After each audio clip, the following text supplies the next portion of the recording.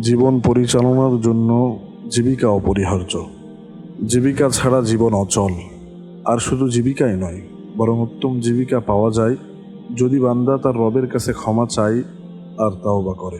আল্লাহ তাআলা বলেন, وَأَنِ اسْتَغْفِرُوا رَبَّكُمْ ثُمَّ تُوبُوا إِلَيْهِ يُمَتِّعْكُمْ مَتَاعًا حَسَنًا إِلَى أَجَلٍ مُّسَمًّى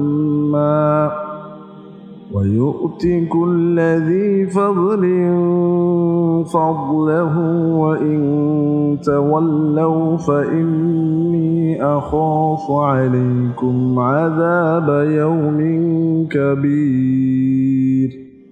আর তোমরা তোমাদের রবের কাছে ক্ষমা প্রার্থনা করো, তারপর তার কাছে ফিরে যাও, তাহলে তিনি তোমাদেরকে নির্ধারিত সময় পর্যন্ত উত্তম ভোগ ও উপকরণ দেবেন এবং অধিক আনুগত্যশীলকে তার আনুগত্য মোতাবেক অধিক দান করবেন। আর যদি তোমরা ফিরে না যাও, তবে আমি নিশ্চয় তোমাদের ওপর বড় একদিনের আযাবের ভয় করছি।